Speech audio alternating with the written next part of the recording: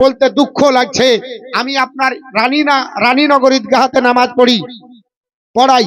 ওইখান থেকে আসতে যতটা জায়গা দেখলাম, প্রত্যেক দিন দেখছি আপনার প্রত্যেকই আপনার ঈদ উপলক্ষে সাংস্কৃতিক অনুষ্ঠান। তাতে কি ইয়ং ছেলে আর ইয়ং মেয়েদের আপনার ব্যবসা শুরু হয়েছে।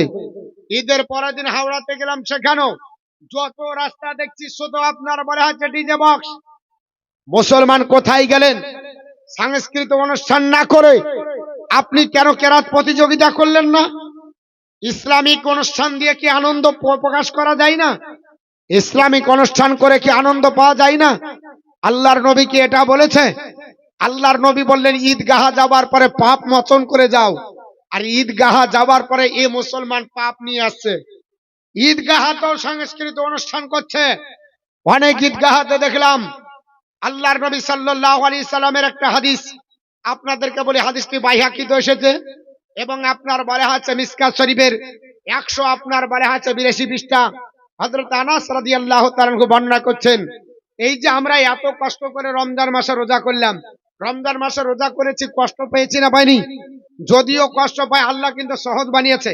আল্লাহ পাক কোরআনে বলেছে ইউরিদুল্লাহু বিকুমুল উসরা, আমি আল্লাহ তোমাদের জন্য সহজ করে দিয়েছি। কিন্তু তা সত্ত্বেও আমরা কিন্তু একটা কষ্ট আমাদেরকে সাফার করতেই হয়। রমজান মাসে আমাদের একটা কষ্ট হয়।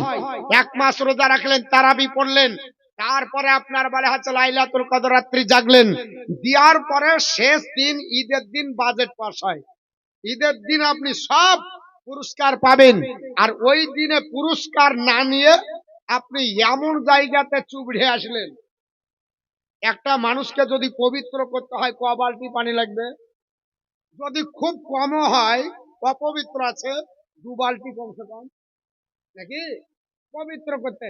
আর নাপাক করতে ক বালতি নোংরা লাগবে? 1 বালতি, 1 দিরহাম।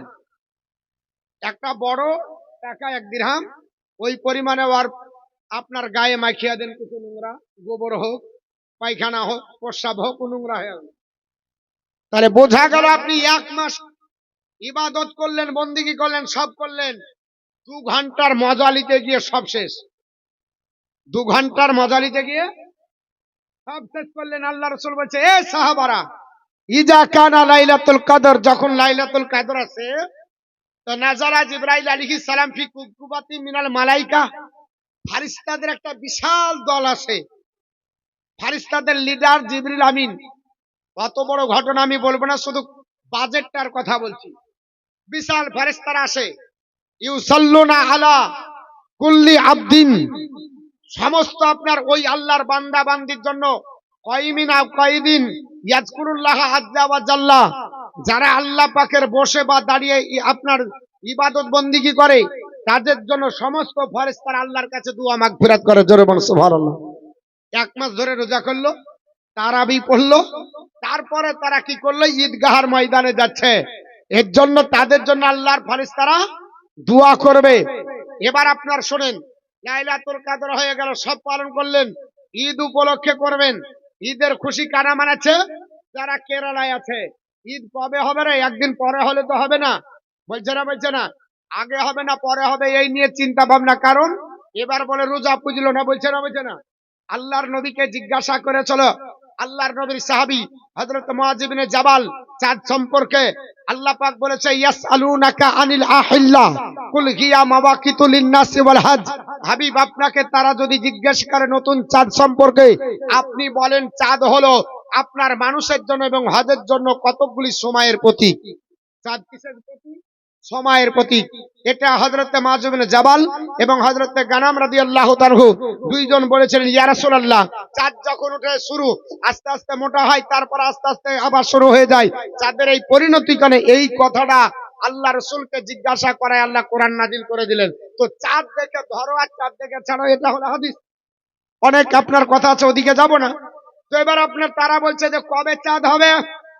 একদিন আগে তো যেতে হবে।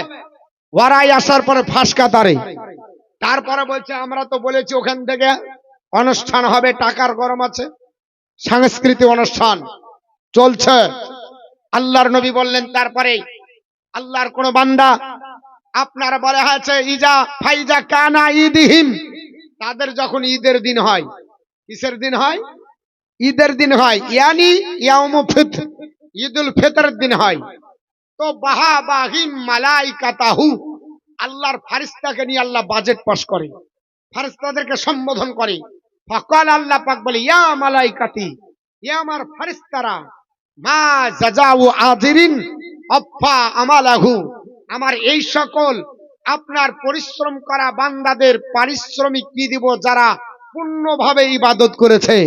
তো কালু, ফারিস্তারা বলে, রব্বানা, হে আমাদের প্রভু, আপনারা বলে, হ্যাঁ আল্লাহ, জাযাউ মাইয়ু আফা আজরাহু, আল্লাহ তাদের পরিপূর্ণ বদলা তুমি তাদেরকে দান করো। জোরে বলো সুবহানাল্লাহ।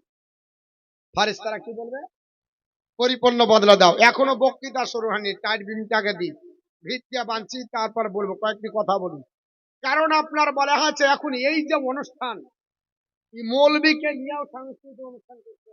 বলছে হুজুর আপনি আপনার ইটো গাড়িটা থাকবেন, যে ওকে দিয়ে উদ্বোধন করে সারা রাত গান হয়েছে, বুঝতে পেরেছেন? সারা রাত গান। তো এগুলা করা যাবে? একটু হোহা দেন, করা যাবে? তাহলে সাংস্কৃতিক অনুষ্ঠান চলবে তো নাকি? হ্যাঁ চলবে? ও চলবে, মানে চালালে চলবে, হাদিসে চলবে কি চলবে না ওটা দেখতে হবে। তো শুনেন, কয়েকটা কথা বলি, তারপর আপনার মেন জায়গায় চলে যাব। আল্লাহর নবী বলছে ফারিস্তাদেরকে বলবে, ফারিস্তারা বলবে আল্লাহ তুমি তাদের বদলা দাও, আল্লাহ তুমি তুমি তাদের আপনার পরিপূর্ণ বদলা দিয়ে দাও। আল্লাহ রাব্বুল আলামিন বলবেন ফাকালা, তারপর আমার আল্লাহ পাক বলবেন, ইয়া মালাইকাতি, হে আমার ফারিস্তারা, আবিদি ওয়া ইমাই, আমার ওই সকল বান্দা বান্দি এবং আমার ওই সকল লন্ডি গোলামেরা, কাজাউ ফারিদাতি আলাইহিম, যাদের প্রতি আমি আল্লাহ ফরজ করেছিলাম সেই ফরজগুলো আদায় করেছে, এবং আপনার সুম্মা খারাজু ওয়া ইউজ্জুনা ইলা দুআই, সব আদায় করার পরে দোয়া করার জন্য ঈদগাহের ময়দানে যাচ্ছে। কোথায় যাচ্ছে? দোয়া করার জন্য ঈদের ময়দানে যাচ্ছে। ওয়া ইজ্জাতি ওয়া জালালি ওয়া কারামি ওয়া উলুবি ওয়া ইত্তাফাই মাকানি। আল্লাহ পাক বলছেন, নবীকে সম্বোধন করে নবী আমার বলছে, আল্লাহ বলবে ফারিস্তাদেরকে, এই ফারিস্তারা, আমি আল্লাহর ইজ্জতের কসম করে বলছি, আমার জালালিয়াতের কসম করে বলছি, আমি আল্লাহর আপনার রহমতের কসম করে বলছি, আমি আল্লাহর বড়ত্বের কসম করে, আমার মহানি আপনার বলা হচ্ছে সম্মানের কসম করে বলছি, আমি আল্লাহ পাক বলছি, লা উজিবান্নাহুম, আমি আল্লাহ তাদেরকে ক্ষমা করে দিব। জোরে বলো সুবহানাল্লাহ। আমি আল্লাহ তাদেরকে ক্ষমা করে দেব। শুধু তাই নয়, ওয়া ইয়ারজিউ, আপনার বলা হচ্ছে তারা বাড়ি, তোমরা বাড়ি চলে যাও।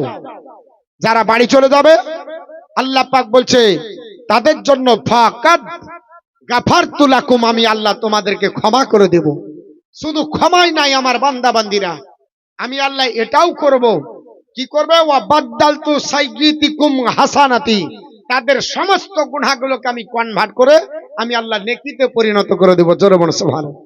ঈদের ময়দানে গিয়ে কেঁদে গুনাহ মাফ করে আসতে হবে। আর এই মুসলমান ঈদের নামাজ তো পড়া ভালো করে জানে না, তাকবীর দিতে যে রুকু, রুকু করতে যে তাকবীর, কত যে কি হয় ঈদের গায়ে হাত যাবে।